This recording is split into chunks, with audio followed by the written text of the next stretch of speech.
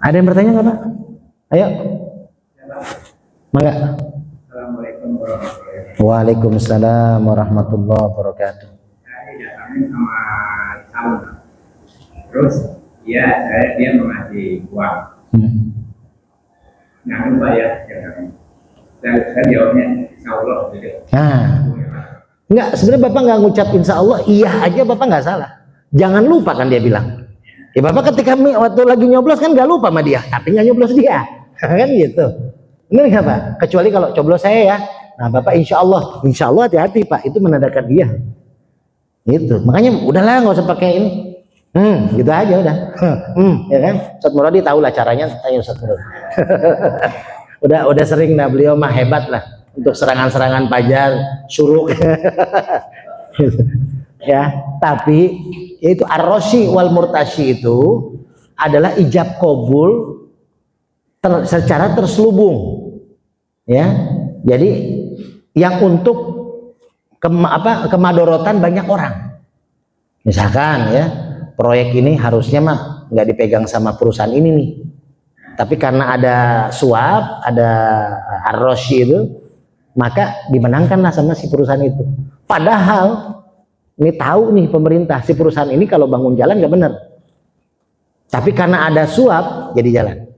Nah ini buat kemadorotan. Maka tapi kalau kita tahu Pak, oh ini calon wali kota ini baik, bagus, terus kita dikasih uang, jangan lupa ya, emang dia bagus, iya saya nggak lupa, saya akan nyoblos Bapak, nggak apa-apa tuh Pak, nggak apa-apa. Walaupun ketika nyoblos Bapak ternyata kesleo ke sebelahnya misalkan ya, yang penting udah niat itu, nggak apa-apa. Jadi bukan suap, termasuknya bukan suap, itu kan buat kemadorotan. Misalkan Bapak tahu nih calon wali kota ini nggak, kayaknya nggak bakal bagus nih untuk jadi wali kota gitu, terus Bapak dikasih duit tapi sama dia, akhirnya Bapak milih dia karena dikasih duit. Nah itulah yang suap, karena Bapak tahu ini buat kemaslahatan kota ya, tapi Bapak nggak pilih karena dikasih uang oleh lawannya. Nah, itu.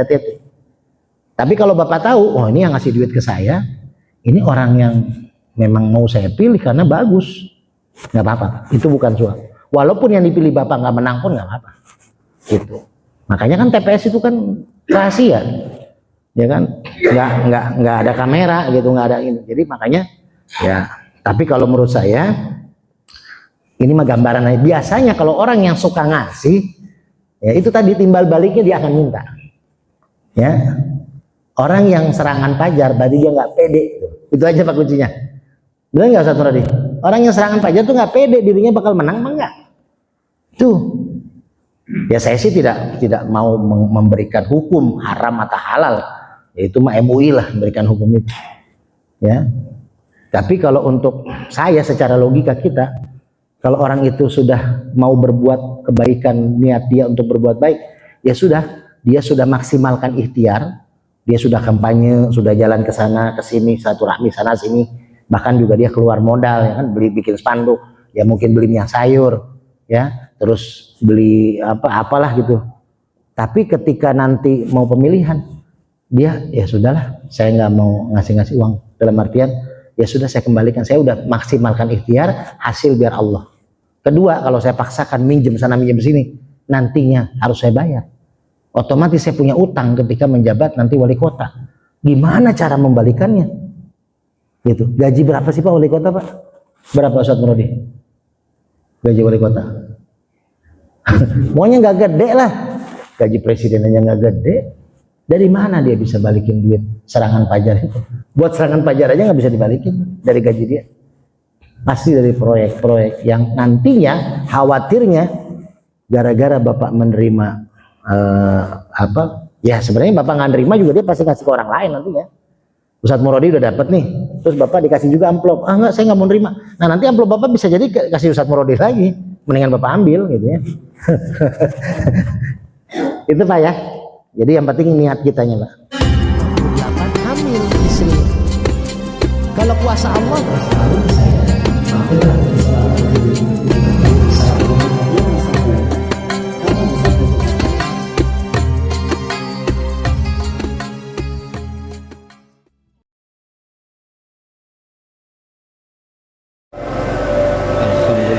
pas adzan subuh.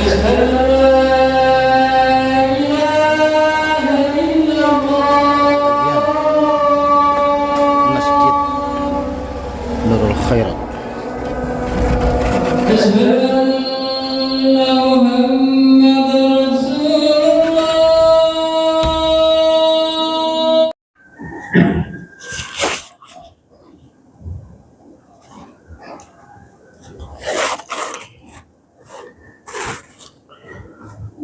أعوذ بالله من الشيطان الرجيم. بسم الله الرحمن الرحيم. السلام عليكم ورحمة الله وبركاته.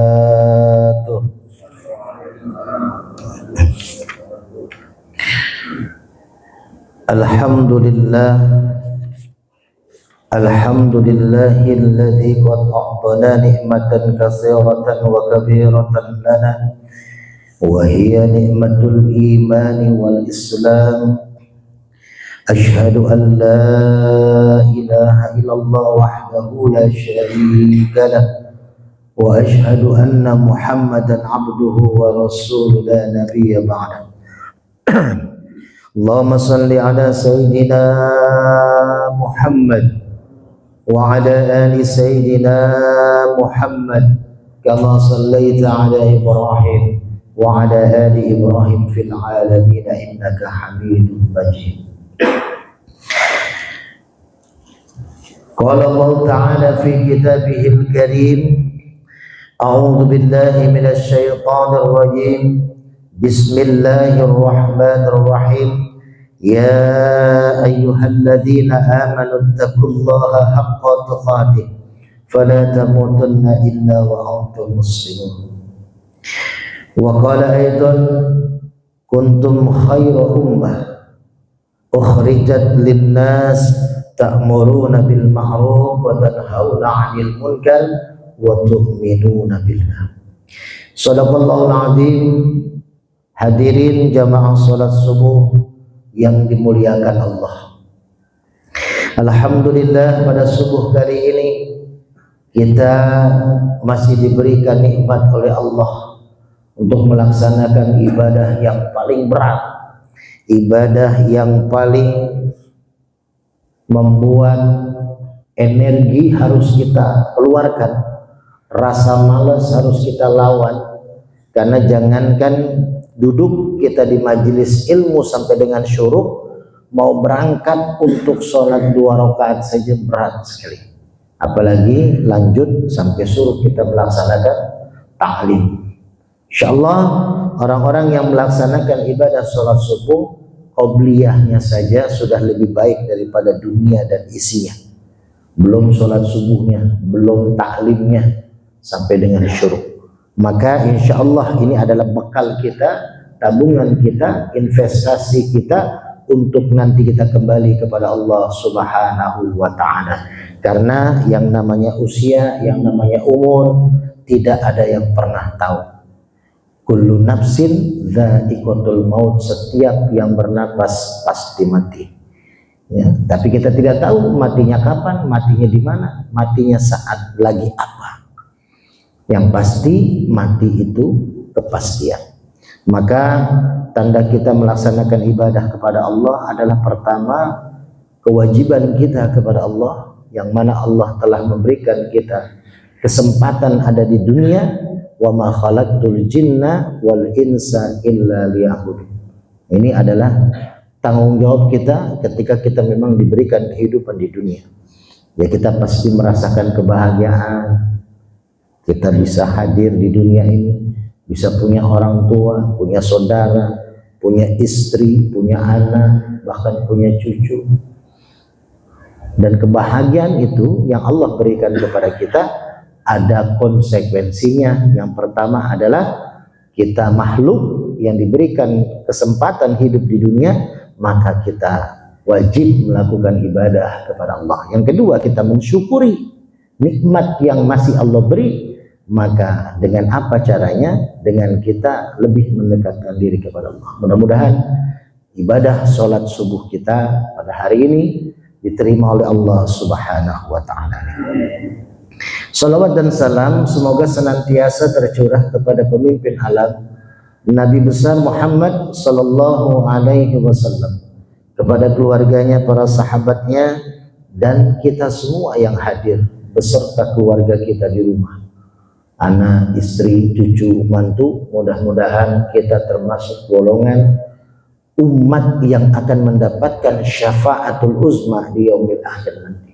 Karena tanpa syafaat Rasulullah, kecil kemungkinan kita bisa mendapatkan kebaikan, bisa mendapatkan posisi yang mulia di sisi Allah.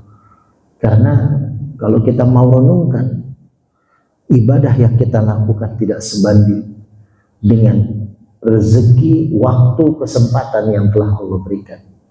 Ibadah kita hanya beberapa persen saja kita lakukan, dan sebagian besar persennya adalah kita jauh dan lupa dan lalai dari Allah Subhanahu wa Ta'ala. Kita memikirkan dunia jauh lebih besar daripada memikirkan agama kita. Kita memikirkan kepentingan pribadi dan keluarga kita jauh lebih besar ketimbang kita memikirkan jalan-jalan dakwah, jalan-jalan Allah, termasuk adalah memakmurkan masjid di tempat kita tinggal ini. Maka mudah-mudahan dengan syafaatul uzma yang Rasulullah berikan kepada kita nanti, maka bisa menolong kita dari kehilafan, kekurangan dari amal yang kita lakukan selama hidup. Bapak-bapak hadirin jamaah yang dimuliakan Allah, untuk lebih barokahnya, sebelum kita lanjut kepada bahasan kajian kita yang selanjutnya, mari sama-sama kita baca suratul Fatihah. Kita doakan, kita niatkan, kita hajatkan, wabil khusus buat Ketua DKM Masjid Nurul Khairat beserta para pengurusnya, beserta para imam dan muazzinnya, beserta para marbotnya, beserta para asatid yang ada di dalamnya, tokoh-tokoh masyarakat, RT, RW, juga kita doakan mudah-mudahan kalau RT, RW sudah, RT lah minimal, sudah aktif di masjid kita, maka biasanya masyarakat pun akan semakin banyak ikut kajian. Saya di Jati Jajar juga gitu tuh, alhamdulillah RT-nya aktif, jadi kita sudah setahun, hampir setahun lebih, sudah setahun lebih, mau hampir menjelang 1,5 tahun kajian kita sebulan 2 kali, malam Rebo lagi. Malam Rebo kan di mana orang kerja, tapi karena RT-nya alhamdulillah ikut istiqomah kajian, jadi maghrib sampai isya itu tadinya nggak ada jamaah, alhamdulillah ada jamaahnya, dan tidak pulang setelah sholat maghrib berjamaah. Padahal tuh macet dari Jati Jajar tuh macetnya luar biasa, 10 menit dari rumah saya, tapi karena macet setengah jam saya berangkat dari rumah, karena memang masalah di lapangan itu harus kita pikirkan. Maka kita doakan semua donatur-donatur di masjid pula yang selalu mensupport kegiatan-kegiatan Masjid Nurul Khairat, ya, baik secara keuangan, tenaga, pikiran, waktu, ya, juga para jamaah wabil khusus yang terus memakmurkan masjid. Masjid seindah sebagus apapun nggak akan ada fungsinya kalau nggak ada jamaahnya. Tapi juga jamaah sebanyak apapun tidak akan nyaman di masjid kalau tidak ada kegiatannya. Inilah yang saya dulu pernah ceritakan di bulan Ramadan. Salah satu orang yang ingin mendapatkan kebahagiaan hidupnya di dunia dan di akhirat, dan salah satunya akan mendapatkan sifat takwa adalah dengan malam yaskurin nas lam yaskurillah. Barang siapa yang tidak berterima kasih kepada manusia, maka dia tidak bersyukur kepada Allah. Maka kita harus saling berterima kasih tuh. Ya, para jamaah terima kasih kepada DKM. Karena apa? DKM sudah memfasilitasi kegiatan taklim, kegiatan ibadah dengan nyaman. Coba kalau karpetnya nggak diperhatiin sama DKM. Saya subuh kemarin, Sabtu subuh ngisi kajian di Masjid Jami At-Taufik Harjamukti kajian subuh. Setelah kajian kita ngobrol-ngobrol, teh manis tumpah ini. Kalau nggak buru-buru dibersihkan sama DKM, jamaahnya pulang habis kajian. Siapa yang bersihkan DKM? Ya, kalau tidak dibersihkan, mau semahal apapun tuh karpet kan gitu. Kecuali kalau pandemi itu kan aman tuh karpet karena dilipat ya. Kadang malah saya pernah sholat di daerah Setu ketika saya mau ke Purwakarta, itu pakai plastik itunya, lantainya, jadi lebih aman gitu. Jadi inilah kegiatan yang dilakukan pengurus DKM. Dapat gaji kah pengurus DKM? Nggak ada dapat gaji. Saya dulu 2 tahun memegang 2 masjid di kampung saya, tidak ada gaji, kita ngimamin tiap saat, ngajar juga tidak. Jadi ini adalah sumbangsih kita, amal kita, bekal kita. Jadi nggak ada, jangan sampai jamaah ini gimana sih DKM-nya, karena tidak digaji, kecuali ada jamaah yang menggaji, ya. Ustadz Murodi yang gaji 10 juta sebulan, nah mesti nurut tuh sama yang gaji. Itu ada Ustadz Murodi yang gaji. Jadi makanya kita harus saling berterima kasih. Jadi jamaah berterima kasih kepada DKM, DKM juga berterima kasih kepada jamaah. Karena mau kas masjidnya ada 100 juta sebulan, ya, masjidnya bagus, nggak ada jamaahnya, ya. Ustadznya di sini diundang ustadz tenar lah, ya, kajian subuhnya, misalkan Ustadz Adi Hidayat, ya, terus Ustadz Abdul Somad, tapi yang hadir 2 orang, ya, via Zoom aja kata Ustadz Abdul Somad kan gitu. Jadi saling berterima kasih, karena ini masjid adalah tabungan kita, Pak. Ini masjid bukan punya DKM. DKM bisa diganti kapanpun, walaupun masjid itu mungkin ada juga keluarga besar pewakaf yang mengurus, tapi tetap aja nanti juga walaupun tidak diganti kan suatu saat akan meninggal, akan diganti sama yang lain. Jadi ini hanya sebagai jembatan kita, Pak, untuk kita mencari bekal ke akhirat. Ini ATM kita, Pak, tabungan kita. Kalau ATM kita di Mandiri, di BRI, ya di mana lagi tuh, di Bank Syariah, itu mah satu saat juga habis. Ya, apalagi dalam waktu setahun diisi enggak, diambil terus, lama-lama habis. Tapi kalau yang kita sumbangkan ke masjid ini, yang kita titipkan ke DKM di masjid ini, maka inilah jariah kita. Ya, jadi kalau dibelikan apapun itu terus pahala ngalir sampai kita sudah meninggal pun masih terus ngalir. Makanya ini jembatan kita. Makanya kita doakan semua yang memakmurkan masjid, baik yang sudah aktif, baik yang mungkin belum, ya, bukan tidak, tapi belum diketarkan hatinya sama Allah. Makanya tadi ayat yang awal saya baca apa? Kuntum khairu ummah. Ini pegangan kita sebagai umat Nabi Muhammad, sebagai hamba Allah. Ini ayat ini nih, Pak. Ini bukan hadis, ini Quran. Kuntum khairu ummah. Kalian adalah sebaik-baiknya umat. Bayangkan, dijanjikan sama Allah, mau nggak jadi umat terbaik? Pasti setiap orang mau. Ya, kita aja kalau diundang pengennya kan di yang terhormat itu kan disebutin nama kita tuh, kepengennya gitu ya. Kalau kita ada seorang haji nggak disebut haji, namanya marah dia, ya.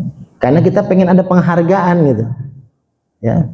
Tapi ketika manusia butuh penghargaan, maka Allah pun melihat sudah sejauh mana dia memberikan penghargaan kepada Allah melalui umatnya. Maka kuntum khairu ummah, kamu sebaik-baiknya umat yang bagaimana ukhrijat linnas, keluar kepada manusia, ta'muruna bil ma'ruf wa tanhauna 'anil munkar, aja kebaikan. Jadi yang belum nih jamaah-jamaah di sekitaran Masjid Nurul Khairat yang memang belum terpanggil hatinya untuk ke masjid, ya, walaupun dia mungkin mensupport kegiatan masjid dengan sumbangannya sebagai donatur, itu banyak di masjid-masjid, sering lah di Priuk juga sama, Pak, ya, dia tiap bulan, tiap Jumat diumumin tuh donatur tetap setiap minggu 1 juta, 2 juta rupiah. Saya satu saat pengen ketemu, mana orangnya nih mau saya doain ini, nggak pernah ke masjid Ustaz. Setahun paling ya sekali Idul Fitri sama Idul Adha paling 2 kali gitu, sama taraweh pertama gitu. Oh, kita husnudon karena sibuk gitu ya. Tapi ternyata kadang ada ya, kalau pengajian subuh mah kan mau kemana dia, kalau mungkin pengajian maghrib dia masih kerja, masih usaha, kalau subuh kan masih di rumah. Nah jadi apa tugas kita? Ajak, Pak. Kalau ada tetangga kita yang belum pernah ikut kajian, ikut ke masjid, sholat, ayo, itu amalan kita tuh, Pak. Itu investasi kita juga tuh kalau nggak punya duit, ya. Ya kan ada yang paling rendah tuh, sodakoh. apa? Senyum. Ya, tapi kayaknya pelit amat sih sedekah mesti senyum ya. Ya, tabassamuka fi wajhika sedekah gitu ya. Itu paling pelit dah. Minimal apa sedekah kita? Kita ngajak orang, Pak. Kayak zaman tabligh gitu ya. Keliling masjid. Beliau ngajak, mau dicaci, mau dimaki, ya, mau diteriakin. Ya, nggak apa-apa. Tetap dengan santun, dengan senyum mengajak. Nah, ternyata ada dapat cuman dari 10 orang yang diajak cuman 1 nih Pak yang nyangkut.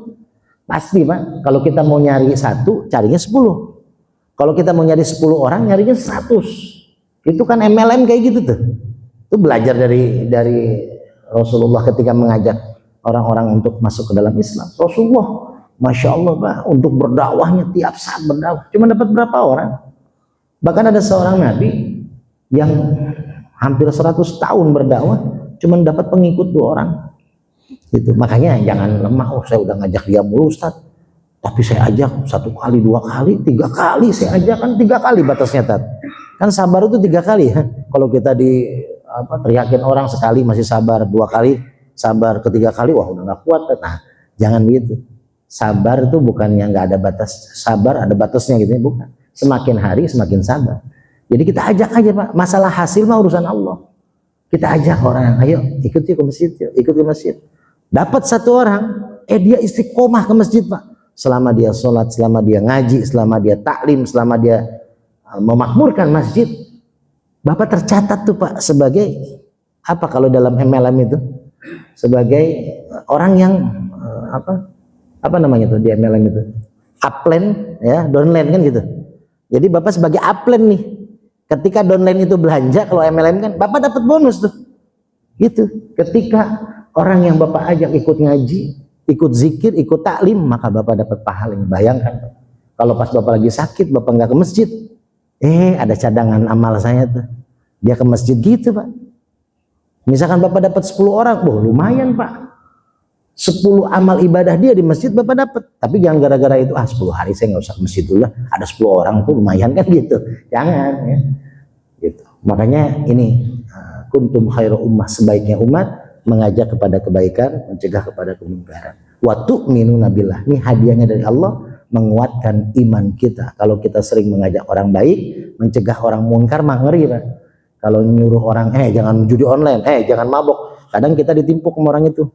Ya, lebih itu urusan polisi lah, urusan yang bertanggung jawab lah. Kita ngajak aja Pak. Ya kalau berani lagi lebih bagus lagi mencegah kemungkaran, tapi lebih berat tuh mencegah kemungkaran ketimbang mengajak kebaikan. Memang pahalanya lebih gedean mencegah kemungkaran. Tapi ketika kita mengajak kebaikan, otomatis kemungkaran nggak jadi dia lakukan kan gitu. Makanya ayo sama-sama kita baca Fatihah. Ini belum buka pengajian tapi nggak apa-apa ya. Ini juga kan ada motivasi buat kita. Yuk kita baca Fatihah, kita niatkan, kita hajatkan, mudah-mudahan semua niat hajat kita dikabulkan oleh Allah Subhanahu wa taala. Asyhadu an la ilaha illallah, asyhadu anna Muhammadar Rasulullah. Raditu billahi rabban wa bil Islam dinan wa bi Muhammadin nabiyyan wa rasulah. Ila hadratin Nabi Mustafa Rasulullah sallallahu alaihi wasallam wa ala alihi wa azwajihi wa dzurriyyatihi. Wa ila hajatina ya Allah, wa ila hajatina Rahman, wa ila hajatina ya Rahim. Bismillahil Fatihah. A'udzu billahi minasyaitonir rajim. Bismillahirrahmanirrahim. Alhamdulillahi rabbil alamin. Ar-Rahmanir Rahim. Maliki yaumiddin. Iyyaka na'budu wa iyyaka nasta'in. Ihdinas siratal mustaqim. Siratal ladzina an'amta 'alaihim ghairil maghdubi 'alaihim waladdallin. Pak, nanti kalau Bapak ada yang mau bertanya, nggak apa-apa angkat tangan aja Pak. Ya, nanti dipotong aja. Biar ada interaktif. Kalau ada yang mau ditanyakan, mangga. Tapi kalau Bapak nanyanya Ustadz, nanti kita milih siapa? Nah itu jangan ya, karena sudah masa tenang. Ya masing-masing saja itu. Bismillahirrahmanirrahim. Wa an Abi Musa Abdullah ibni Qais al-Asy'ari radhiyallahu anhu qala. Su'ila Rasulullah sallallahu alaihi wasallam 'anil rajuli yuqatilu syaja'ah wa yuqatilu hamiyah wa yuqatilu riya'an ayyu dzalika fi sabilillah faqala Rasulullah sallallahu alaihi wasallam man qatala litakuna kalimatullah hiyal ulya fahuwa fi sabilillah. Muttafaq alaih. Dari Abu Musa Abdullah ibnu Qais al-Ash'ari radhiyallahu anhu, dia berkata, Rasulullah Shallallahu Alaihi Wasallam ditanya tentang seorang laki-laki yang berperang. Nah, kan ini nggak ada yang kita rencanakan ya, Pak. Ya. Kita ngaji ini memang ngikutin kemarin sudah sampai mana sekarang. Ternyata pas banget nih. Sebentar lagi kita mau berperang, ya. Tapi jangan bahasa perang lah. Kalau bahasa perang mah bahasanya nanti malah rame. Kita mau berkompetisi gitu ya di Pilkada Depok. Nah, jadi Rasulullah SAW ditanya tentang seorang laki-laki yang berperang. Kenapa ditanya tentang yang berperang? Karena niatnya, ya, ada orang yang berperang tuh niatnya karena dorongan syaja'ah.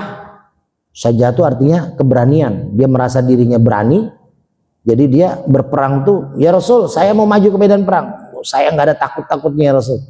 Saya berani, gitu kan. Nah, ada yang karena keberanian. Terus yang kedua, berperangnya karena hamiyah. Ya. Hamiyah itu artinya karena emosional. Contoh misalkan, istrinya dibunuh. Ya Rasul, istri saya kemarin waktu perang ikut terbunuh, saya akan maju. Saya akan ikut berperang. Nah, karena emosi itu, ingin membalaskan dendam. Ya. Nah, itu hamiyah namanya. Terus ada yang berperang karena riya. Nah, kalau riya mah udah apalah ya. Udah terkenal lah kalau riya mah. Karena pengen dilihat orang gitu ya. Manakah yang berada di jalan Allah ya Rasulullah? Rasulullah Shallallahu Alaihi Wasallam bersabda, barang siapa berperang supaya kalimat Allah atau agama Allah menjadi yang tertinggi, maka dialah yang fisabilillah. Fisabilillah artinya ya Allah akan meridhoinya dan akan mendapatkan mati syahid. Hadis riwayat Bukhari Muslim. Nih Pak, nah ini pas banget ini. Yang namanya perang itu, kata Rasulullah, ketika pulang dari perang Badar ini kan perang yang besar. Sampai di dalam Al-Quran, kam min fi'atin qalilatin ghalabat fi'atan katsirah biiznillah. Itu di Quran. Kam min fi'atin qalilatin ghalabat fi'atan katsirah biiznillah. Jadi ketika perang ini Rasulullah SAW dengan sahabat itu jumlahnya sedikit, Pak. Sedangkan lawannya jumlahnya berkali-kali lipat. Tapi bisa menang Rasul dengan para sahabat. Merasa hebat lah nih para sahabat. Ya Rasul, wah luar biasa kita menang, harta rampasan kita dapat banyak. Karena kita jumlahnya dikit, dia banyak bawa harta rampasan. Kata Rasulullah, roja'na min jihadil asghar ila jihadil akbar. Kita ini pulang dari jihad yang kecil menuju jihad yang besar. Ya Rasul, ini perang besar, kemenangan besar buat kita. Kata Rasulullah, ada yang lebih besar. Apa? Jihadun nafsi, jihad melawan hawa nafsu. Nah, yang diceritakan oleh Rasul ini perang karena syaja'ah, karena keberanian, perang karena hamiyah, karena rasa cemburu, marah, emosi, atau perang karena riya. Ini tiga ini tidak dianggap sebagai jihad fi sabilillah. Rasulullah SAW pernah ketika dalam peperangan ada satu musuh yang sempat kabur, dikejar sama Rasulullah. Disempat dikejar sama Rasulullah, tapi tiba-tiba Rasulullah terjatuh. Nah, ketika terjatuh, si musuh ini yang tadinya ketakutan malah melihat, oh Muhammad sudah terjatuh, tuh pedangnya lepas, diambil sama si musuh, ditempelkan ke leher Rasulullah ketika Rasulullah sedang terkapar, sudah terjatuh gitu. Hai Muhammad, ini sekarang pedang ada di tanganku, tidak ada orang lain yang bisa membantu. Sekarang kira-kira menurut kamu sebelum aku bunuh kamu, siapa yang bisa menolongmu di saat ini? Dia merasa pengen dikatakan ya kamu yang bisa menolong saya gitu. Tapi kata Rasulullah, Allah, hanya Allah yang bisa menolong saya. Tiba-tiba ketika diucapkan Allah, bergetar tuh si musuh itu, kepleset kulit pisang atau gimana ya, tiba-tiba dia yang jatuh, pedangnya keambil sama Rasulullah, gantian Rasulullah yang bertanya, wahai fulan, nah ini tinggal kita berdua nih gantian nih, saya tanya nih, ini pedang ada di lehermu nih, kalau sampai saya mau bunuh kamu, kamu bisa selamat karena apa? Ya kalau engkau menyelamatkan saya ya Muhammad, kalau engkau tidak menyelamatkan saya tidak akan selamat. Akhirnya apa? Rasulullah punya kesempatan untuk membunuh, tapi tidak jadi membunuh orang itu. Kenapa? Dikhawatirkan, ya. Pertama, memang Rasulullah tidak membunuh, tidak menyarankan untuk membunuh dalam perang orang-orang yang sudah tidak punya daya upaya. Jadi kalau udah nyerah Pak, udah angkat tangan jangan dibunuh tuh Pak. Ya, kalau udah angkat tangan jangan dibunuh. Ya. Jadi kalau ada yang marah sama kita diangkat tangan, jangan dibunuh. Karena memang dia sudah tidak berdaya. Atau hati-hati nih. Atau ada juga sahabat ketika dia mau membunuh tiba-tiba diludahin. Enggak jadi ngebunuh.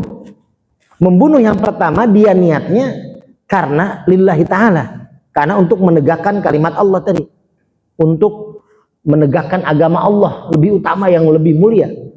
Tapi ketika dia ludahin, dia kan merasa terhina di dunia. Kalau saya bunuh, berarti saya membunuh karena marah, karena habis diludahin. Tuh Pak, sahabat belajarnya dari Rasulullah. Lah kita kan kebanyakan membunuh karena emosi. Ya, walaupun kata teriak Allahu Akbar, Allahu Akbar.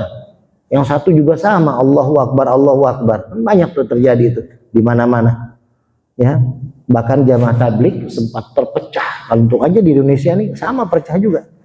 Jamaah tabligh Kebonjeruk dan Ancol. Itu karena saya kebetulan salah satu bagian dari sejarah tabligh yang ada di Indonesia. Ketika se-Asia itu kumpul di Purwakarta, saya kebetulan adalah salah satu penerjemahnya. Jadi makanya banyak yang konsultasi itu sama saya tentang jamaah tabligh dari Ancol, yang dari Kebonjeruk. Tapi di kita mah cuma musuh-musuhan masjid doang, Pak. Jadi kalau misalkan jamaah tabligh dari Kebonjeruk ada di Masjid Nurul Khairat, mau masuk nih Ancol nggak jadi. Tuh. Tapi saya kumpulkan dan saya pertemukan di tempat saya, di rumah saya. Yang dari Ancol dan dari Kebonjeruk. Gitu. Saya ajak ngobrol. Tapi ini di Indonesia mah masih begitu doang. Tapi di luar Pak, itu ada yang sampai bunuh-bunuhan. Tuh. Apa yang mau dibela? Sama-sama Allah.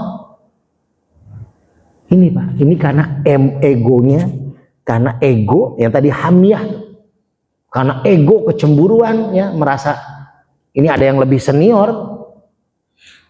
Yang Ancol ini karena sesepuh-sesepuh yang udah duluan, ya. Akhirnya dia pindah ke Ancol, tapi yang Kebonjeruk merasa dirinya lebih tinggi.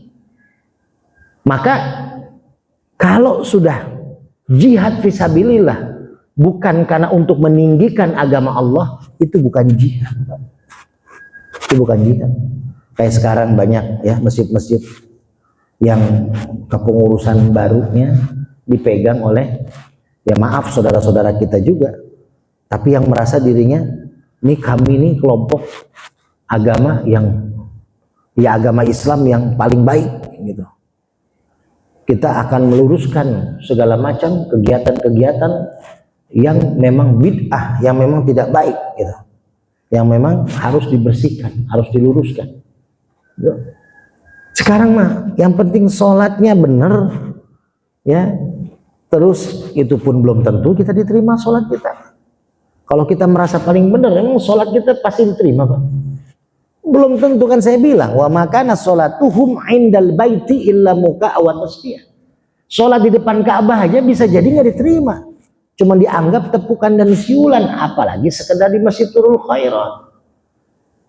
Kita ini nggak akan bisa masuk surga Pak kalau nggak ada sifat rahimnya Allah. Kita nggak akan tertolong dari siksa neraka kalau Allah tidak punya sifat ar-rahim. Makanya ibadah yang kita lakukan, ilmu yang kita punya, tidak boleh kita menyombongkan diri, karena itu nggak ada apa-apanya di mata Allah. Nah, saya sering bilang kan, tadi subuh tema saya tentang ulama. Ya, karena pilkada ini udah banyak terpecah ulama. Tapi saya pribadi tidak mengatakan ulama tidak boleh berpolitik, enggak, silakan. Tapi bukan itunya, karena Rasulullah juga mengajarkan politik. Di masjid pun dilakukan politik Rasulullah, tapi politik Islam. Kalau sekarang nggak boleh, bener, saya setuju, berpolitik di masjid tidak boleh. Kenapa? Karena di masjid zaman sekarang ini bukan politik Islam. Pilkada ini mah semua juga Islam semua, dua-duanya calonnya. Yang kedua apa? Jamaah belum tentu ngedukung satu pihak. Gitu. Kalau dulu kan sistemnya musyawarah kayak jamaah tabligh tuh. Musyawarah siapa yang dipilih menjadi amir. Oh ini setuju, setuju, setuju. Malah yang tidak mau itu biasanya yang dipilih. Terus ketika sudah terpilih, dia sedih, dia ngucapin apa? Istighfar. Ketika terpilih. Karena dia takut tidak bisa mengemban amanah dia menjadi pemimpin, yang saya ceritain Jumat kemarin tentang kepemimpinan Umar bin Khattab. Tuh. Kalau sekarang kan pesta pora, ya, malah memberikan apapun untuk bisa biar menang gitu. Ambisi itu boleh, Pak, tapi jangan ambisius. Saya bilang kan hawa itu adalah sesuatu yang normal, manusia butuh. Adam pun butuh. Ketika di surga, Adam masih tidak bahagia karena belum ada hawa. Ketika sudah ada hawa, bahagia Adam. Sampai bujuk rayu iblis pun diikuti oleh Adam. Karena saking bahagianya ada hawa. Tapi akhirnya jadi nafsu, hawa nafsu itu yang nggak boleh. Karena hawa nafsu, Adam akhirnya mengambilkan buah khuldi, permintaan daripada istri tercintanya Hawa. Nah makanya ini ambisi juga nggak boleh. Orang mau jadi wali kota, gubernur, ya boleh, mangga. Dia punya ya namanya lurah, terus mau naik jadi camat, RT mau jadi RW, itu hal yang normal, ambisi, Pak. Kayak bapak lah nyekolahin anak dari SD, kelar SD apa bapak stop? Ah udahlah, SD aja terus dah. Saya emang nggak mau ambisi anak, biarin SD aja 12 tahun dah SD. Nggak bakal. Pasti pengen kan ada dari SD ke SMP, SMP ke SMA. Dari SMA syukur-syukur bapak berjuang ini punya ambisi untuk kuliah anak. Tapi itu ambisi. Ambisi itu, oh ternyata saya tidak sanggup nih, cuma sampai SMA doang. Ya udah nggak apa-apa dah. Mudah-mudahan nanti anak kalau udah kerja bisa kuliah sendiri, kan gitu tuh. Ambisi baik, tapi kalau udah pakai sius, ambisius, segala macam dicari, menghalalkan segala cara. Wah nggak bisa nih, anak saya harus kuliah nih. Ah saya kerjaan nih, oh ada nih, bisa dapat uang sampingan, korupsi lah dia. Oh ada tawaran nih lewat aplikasi nih, oh judul lah dia. Hati-hati, Pak. Ambisius itu menghalalkan segala cara. Kayak kita lah dalam kehidupan sehari-hari, makan itu adalah hawa yang harus kita lakukan, kebutuhan lah hawa itu. Kebutuhan hawa itu kebutuhan seperti Nabi Adam butuh Siti Hawa. Makan itu kebutuhan kita, ya. Misalkan habis kajian, misalkan ini Ustadz Murodi, misalkan habis kajian, tuh kayaknya enak makan nasi uduk nih. Misalkan Ustadz Murodi janjinya gitu. Nah, tiba-tiba kita makan nasi uduk tuh. Nah, maka itu adalah kebutuhan hawa lapar ya kita makan. Cuman kalau udah pakai nafsu, ambisius, Ustadz Murodi tolong dong nasi uduknya pakai telur, pakai jengkol, pakai ayam, pakai daging. Nah, itu ambisius tuh. Itu pakai nafsu tuh. Hati-hati kan. Karena gitu tuh anak-anak kita ajarin begitu tuh. Udah masak ibunya kan, pesen GoFood.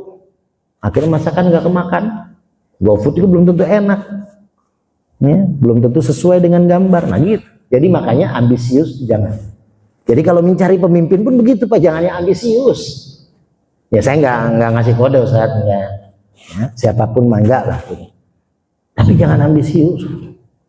Dan bedakan antara ulama yang tawakal dan ulama tahu akal. Nah, ini saya sering sindir begini. Jujur aja. Saya merasa bukan ulama, saya merasa bukan orang yang paling benar. Tapi minimal kita jangan sampai menjual agama kita. Wala tashtaru bi ayati samanan qalila. Jangan sampai menjual ayat Allah untuk kepentingan yang kecil dengan murah. Ya, pilkada 5 tahun sekali, kalau udah menang ya belum tentu kita jadi apa-apa.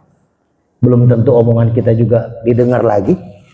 Kan diangguk-anggukin ulama itu ketika sekarang kampanye kan. Nanti kamu kalau jadi wali kota begini-begini, iya kiai, iya kiai. Nah setelah itu beda nanti. Kiainya datang aja, bilang aja nggak ada, gitu. Bener nggak Pak? Gitu. Ya kita bukannya suudzon ya, kita doakanlah pemimpin kita lebih baik gitu ya. Pemimpin kita amanah gitu, pemimpin kita menjalankan ide-ide yang dicanangkan. Tapi mohon maaf, itu mah semua juga kepentingannya untuk menang. Semua kepentingan untuk menang. Tapi minimal kita cari yang sedikit madorotnya. Ketika dia sudah jor-joran, nah jor-joran tuh pancing Pak, maksudnya Pak. Ya, apa ayah mertua saya senang banget tuh main jor-joran. Kalau udah jor-joran, ya, ulama dikasih sekian gitu. Kalau saya maaf Pak, saya alhamdulillah, saya dulu dukung Pak Anies. Kenapa saya dukung Pak Anies? Tapi saya tidak menjelekan lawannya. Yang kedua apa? Saya tidak minta duit dengan Pak Anies. Saya, walaupun dekat, saya juga kenal sama beliau gitu. Saya bikin minyak tuh hampir 10.000 botol Pak, minyak Alikma stiker Pak Anies tuh tanpa dibayar. Seharga mobil lah itu. Saya bagi-bagi karena saya ketua tim relawan Sejabodetabek saat itu. Dan saya apa? Bu berani saya negor Pak Anies. Saya WA Pak Anies. Waktu Pak Anies batal sama AHY itu, saya tegur. Gitu. Kenapa Pak Anies? Jelasin lah begini. Gitu. Sekarang pun begitu. Ya saya mensupport salah satu calon, saya nggak sebutkan takut disangka kampanye, nggak boleh nih, minggu tenang. Ya, saya bikinin minyaknya. Emang dipesan? Enggak, kalau pesan mah bukan saya yang bagiin. 2.000 botol Pak. Mungkin motor saya ganti NMAX Ustadz Merodi kalau saya nggak bikin minyak. Tapi enggak, dan saya nggak minta apa-apa Pak. Boleh tanya. Kalau Bapak kenal sama calon wali kotanya yang saya dukung, boleh tanya. Pernah minta apa? Saya nggak ada minta apa-apa.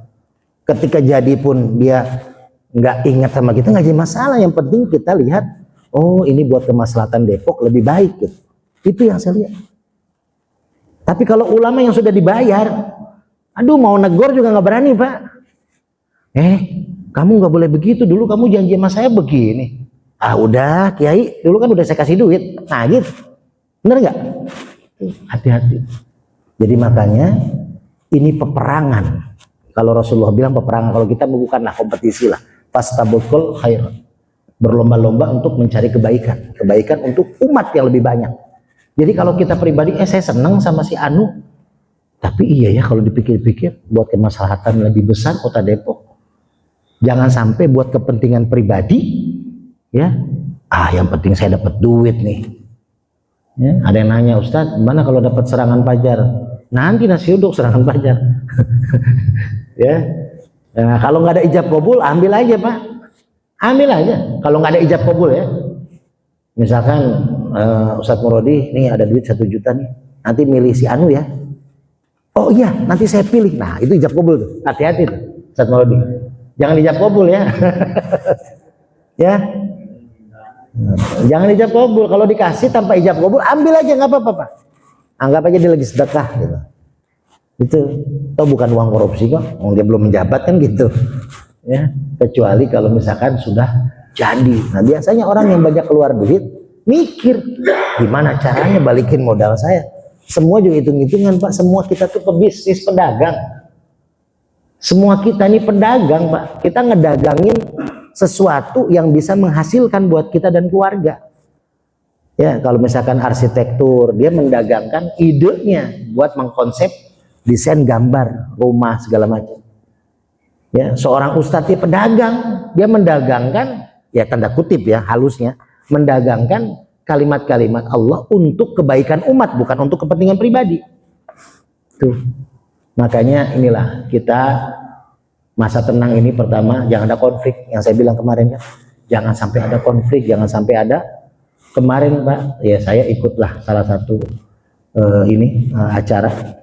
Saya 2 jam itu Pak nyari motor Ustaz, 2 jam saya jalan kaki muterin stadion, dan saya berapa kali dihadang.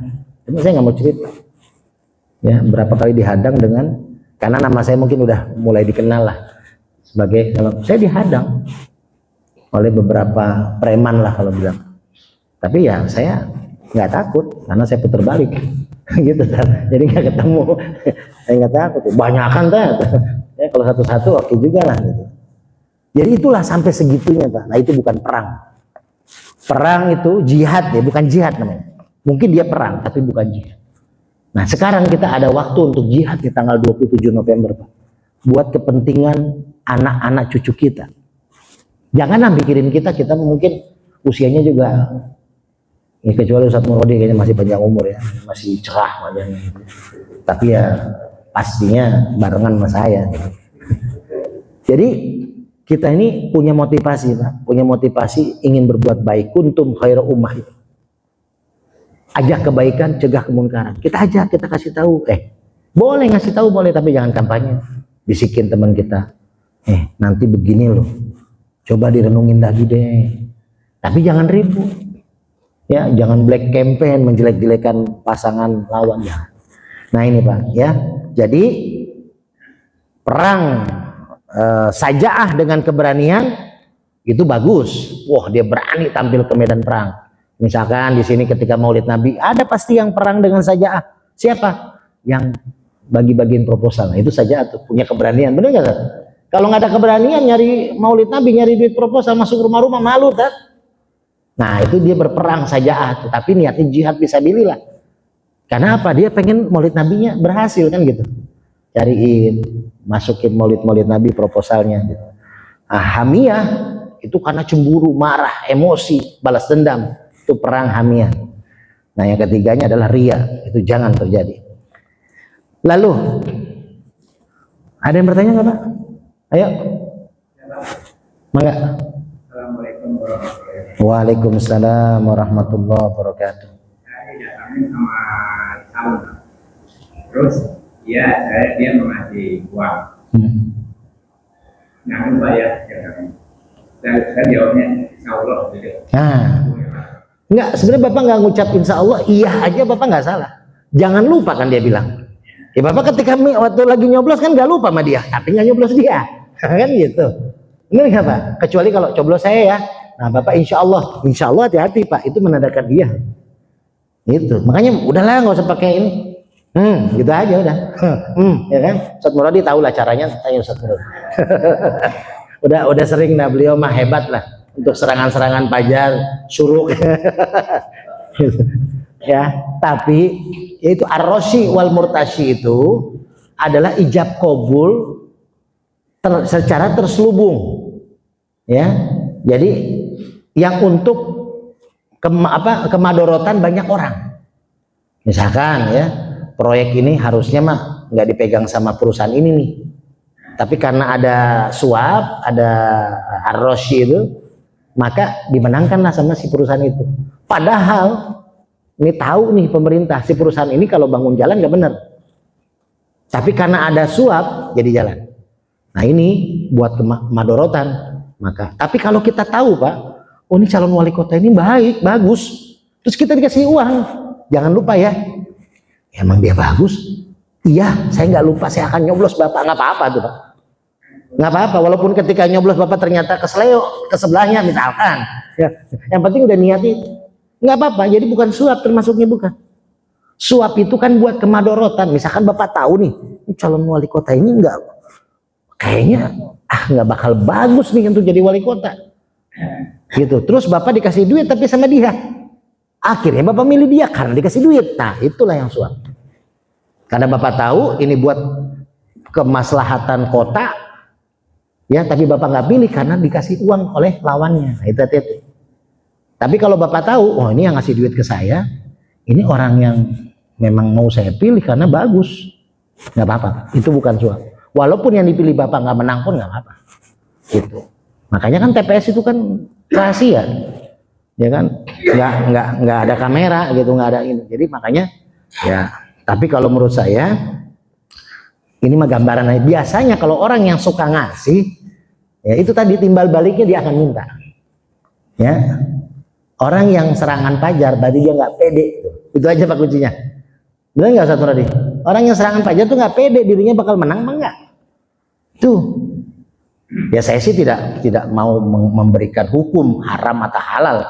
Itu mah MUI lah memberikan hukum itu, ya.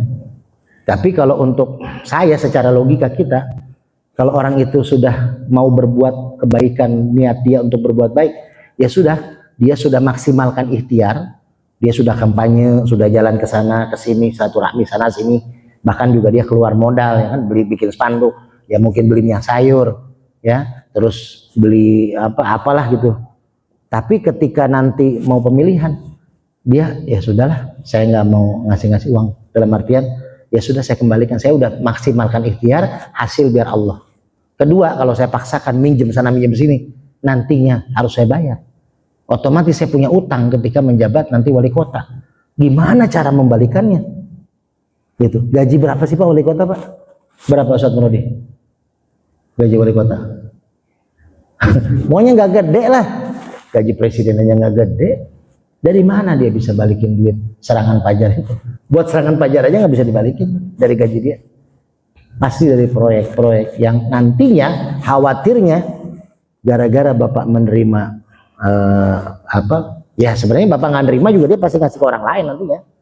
Ustadz Murodi udah dapat nih, terus Bapak dikasih juga amplop. Enggak, saya nggak mau nerima.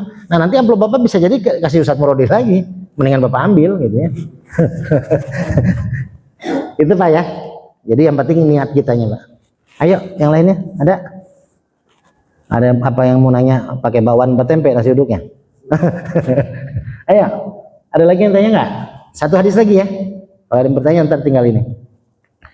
Wa an Abi Bakrah Nufai ibni Al Haris Al-Thaqafi radhiyallahu anhu anna Nabi sallallahu alaihi wasallam qala idzal taqal muslimani bisayfaihima fal qatil wal maktul finnar. Qultu ya Rasulullah hadzal qatil fama balul maktul. Qala innahu kana harisan ala qatli sahibihi, muttafaq alaih. Ini kayaknya udah masyhur nih hadisnya, kita dengar dari Abu Bakrah Nufai ibni Al Haris Al-Thaqafi radhiyallahu anhu bahwasanya Nabi Muhammad sallallahu alaihi wasallam bersabda, apabila dua orang muslim yang tadi saya ceritakan tuh, satu Allahu Akbar, satu Allahu Akbar, ya, bertemu dengan kedua pedangnya, bertarung, ya, dua orang muslim, saya bertanya, maka yang membunuh dan yang dibunuh berada di dalam neraka. Itu kata Rasulullah tuh. Yang membunuh dan dibunuh sama-sama neraka. Tuh Pak, kalau sesama muslim kita perang, ya walaupun bukan non muslim, kepada non muslim pun kalau non muslimnya kafir zimmi nggak boleh kita perangi Pak. Kafir itu ada dua kan, ada kafir zimmi, ada kafir harbi. Apa Pak? Coba ada yang bisa jawab nggak? Saya kasih minyak. Kafir zimmi, kafir harbi. Ayo, bedanya apa? Kafir zimmi itu yang ada dua tuh, ada yang baik, ada juga yang jahat. Nah, saya kasih minyak. Mau minyak sayur atau minyak urut Pak? Kalau minyak sayur ke Ustadz Murodi. Ustadz Murodi banyak dapat stok dari Pak Nadi. Itu buat jualan nasi uduk maksudnya. Nih Pak, belum nyampe. Ini bukan kampanye Pak ya, nggak usah dilihatin kamera lah, umpetin langsung Pak. Soalnya ada gambarnya, saya salah bawa. Itu Ustadz Murodi. Jadi itu kafir harbi adalah kafir, seorang kafir, tapi dia harbi memerangi Islam. Nah ini boleh kita perangi. Tapi kalau kafir zimmi, dia orang kafir non muslim, Kristen, Hindu, Buddha, Katolik, ya Protestan, tapi dia nggak memerangi Islam. Dia baik sama kita. Saya banyak Pak punya teman pendeta juga banyak. Saya punya teman pendeta. Tapi santun-santun. Ketika jalan sama saya waktu di Priok ya. Kalau di sini kayaknya jarang lah. Saya nggak kayaknya. Kalau teman non muslim ada, tapi teman pendeta saya kayaknya nggak ada kalau di Depok. Kalau di Priok banyak banget saya. Karena saya kan ceramah-ceramah tuh sering banget di kelurahan, di kecamatan itu banyak pendeta juga yang hadir. Jadi saya sering diajak jalan sama pendeta. Ustadz kita mau kemana refreshing? Jadi kalau dia pulang dari Amerika, dia habis ceramah, kalau pendeta mah ceramahnya ke Amerika, satu lagi. Nah, kita mah Amerika, gitu. Jadi dia mah benar-benar ceramahnya luar biasa. Jadi dolar bayarannya. Saya sering dikasih dolarnya itu. Saat saya lagi ada rezeki tuh, saya dikasih serangan pajar aja pendeta saya terima tuh. Ya kan? Jadi pendeta tuh suka ngasih dolar tuh kalau misalkan pulang ceramah. Tapi dia kalau ngajak kemana-mana, azan, dia parkir mobil ke masjid. Ustaz sholat dulu. Gitu, berani nyuruh Ustaz dia. Gitu. Dia mah enggak, kagak sholat. Kalau sholat mah berarti mualat gitu. Enggak, dia enggak sholat, saya sholat. Jadi sangat menghargai. Makan pun saya suruh milih rumah makan mana. Karena khawatirnya ya dia, kalau dia yang ngajak, takutnya ya dia nggak tahu. Karena di Jakarta hati-hati Pak, apalagi di daerah Glodok itu. Ya, hati-hati itu, banyak B2 itu. Itu hati-hati kalau rumah makan daerah situ, kita harus tahu. Ingin ketoprak dah. Nggak bakal ada B2-nya. Gitu. Jadi ini kafir harbi, kafir zimmi, kafir yang tidak menyakiti orang Islam. Bahkan dia baik sama orang-orang Islam. Nah ini nggak boleh diperangi, bahkan wajib dijaga kata Rasulullah. Kalau kita pemimpin wajib RT misalkan nih, kan Umar bin Khattab pernah ngajarin, nih lagi-lagi Umar, makanya saya paling senang contoh khalifah itu Umar, ya walaupun Abu Bakar juga luar biasa, Utsman juga luar biasa, Ali juga biasa. Tapi Umar bin Khattab ini karena dulunya orang yang sangat membenci Rasul, orang kafir jahiliyah, bahkan dia pernah menguburkan anak perempuannya hidup-hidup gitu kan. Nah, ketika menjadi khalifah benar-benar luar biasa beliau, takut pada Allah. Nah, salah satunya Umar ini ketika menjadi khalifah ada yang ngadu sama dia nih, orang Islam sama orang non-Muslim, tentang tanahnya diambil sebagian dikit lah untuk masjid, tempat ibadah. Seorang muslim ini mah pede nih DKM masjid nih, bakal menang kita. Orang pemimpinnya Umar, khalifah, itu kan umat Islam.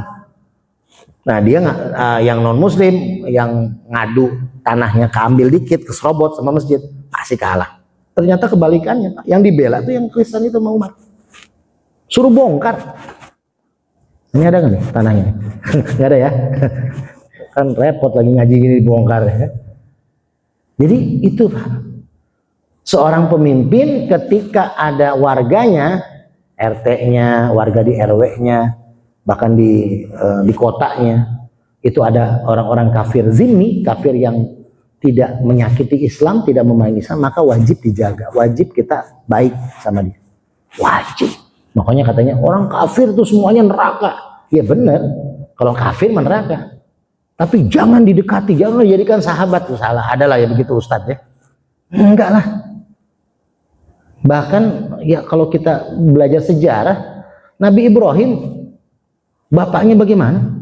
Ya pembuat berhala bapaknya. Tapi apa? Allah suruh tetap berbuat baik kepada orang tuanya. Tuh, jadi makanya jangan kita fanatiknya, tapi fanatik buta. Kalau kafir harbi yang merangi Islam boleh diperangi. Jadi itu dua tuh, ya. Nah, kata Rasulullah, orang yang membunuh dan orang yang dibunuh ketika lagi ribut nih dua orang Muslim, dua-duanya masuk neraka. Sahabat bertanya, ya Rasulullah, ini adalah yang membunuh, lalu apa dosa orang yang dibunuh? Kalau yang membunuh iyalah masuk neraka, wajar kata sahabat. Lah kok yang dibunuh juga ikut masuk neraka? Kata Rasulullah apa? Karena dua-duanya punya niat untuk saling membunuh. Kan megang pedang dua-duanya. Kalau yang terbunuh nggak terbunuh, maka dia yang membunuh. Kan yang namanya orang-orang yang udah kalap pengen perang, pokoknya sampai mati kan gitu. Jadi kalau dia nggak mati ya berarti lawannya yang mati. Kecuali kalau dia menjaga, misalkan di rumahnya tiba-tiba dirampok orang, menjaga istri dan anaknya, dia sampai membunuh si perampok itu bukan termasuk pembunuhan.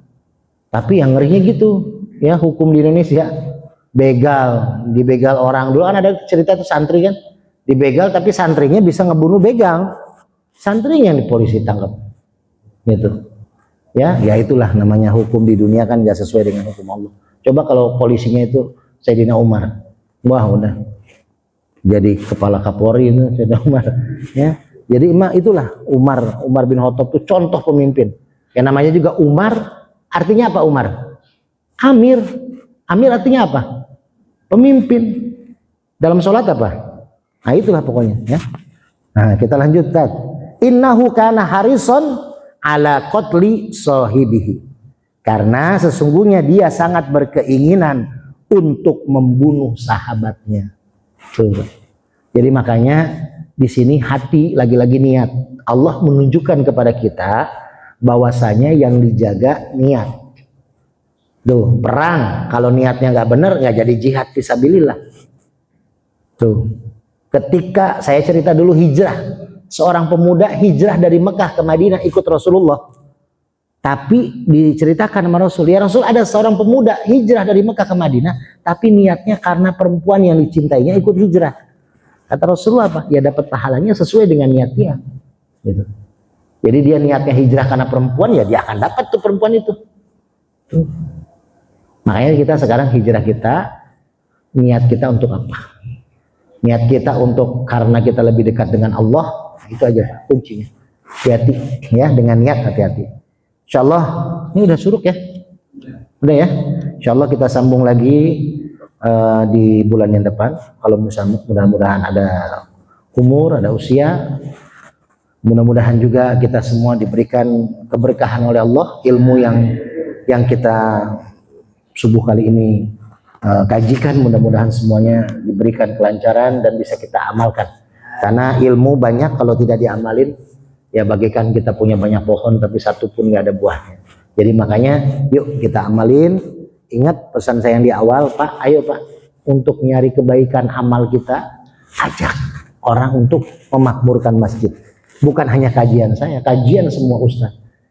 Semua kegiatan ibadah yang ada di Masjid Nurul Khairat, ayo ajak sahabat kita, tetangga kita ajak. Ini investasi akhirat kita. Ya walaupun kalau ngajak biasanya gitu Pak, keluar modal dulu. Ikut yuk, nanti gue beli nasi uduk, habis kajian, tuh keluar modal dulu Pak, nggak apa-apa. Kan gitu biasanya kalau ngajak pas keluar gitu. Ya insyaallah berkah. Dan ingat tanggal 27 November, yuk bismillah kita sama-sama sebagai warga yang baik, warga Depok, jangan sampai kita tidak memilih, ya kita pilih sesuai dengan apa yang di hati kita terbaik menurut Allah, ya menurut kita juga. Kalau menurut Allah kita nggak tahu kan mana yang terbaik, tapi menurut kita minimal kita cari, kalaupun dua-duanya baik, kita cari yang sedikit madorotnya, itu aja. Ya pasti semuanya baik, namanya orang-orang Islam semua yang calonnya. Udah gitu kedua-duanya juga ya orang baik gitu ya. Kita tahu gitu, dua-duanya itu bukan orang yang mohon maaf yang punya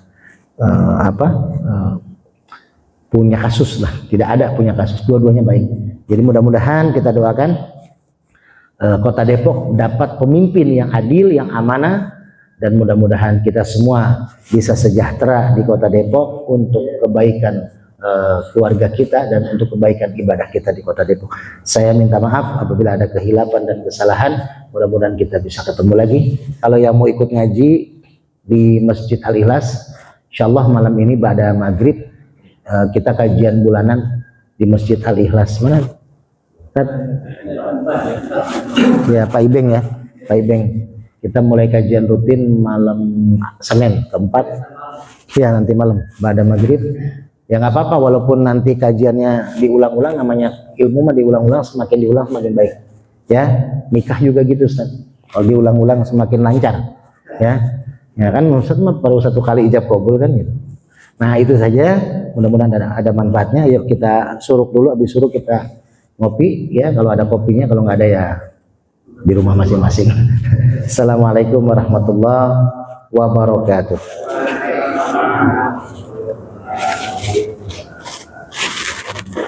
Sallallahu ala Muhammad.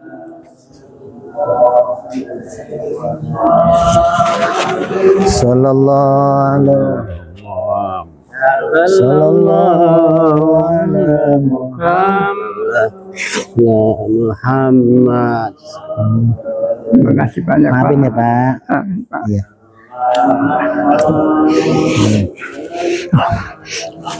Ustaz. Ya, iya Pak. Ustaz ya. Iya Pak. Maafin Pak ya. Ya, maafin ya.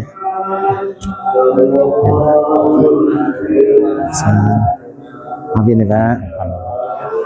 Maafin ya. Yuk, maafin ya Pak. Ya. Wassalam. Sama-sama.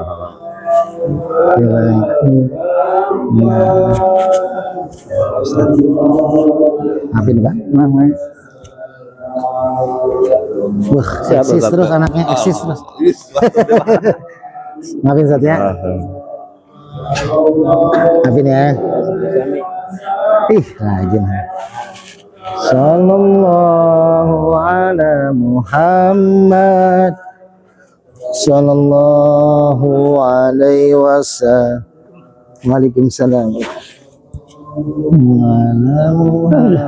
Maafin ya Pak. Salam.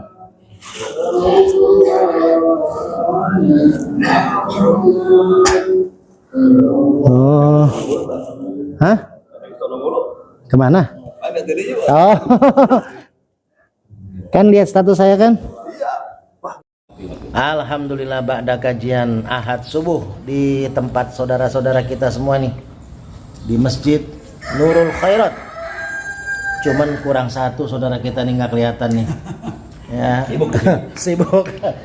Udah hari tenang, bener-bener menenangin diri. Belum pulang. Gimana Ustadz Burodi? Apa belum pulang? Habis kampanye belum pulang-pulang sampai. Padahal semalam udah ngolingan sama saya bilang ayo subuh ya, kan udah hari tenang.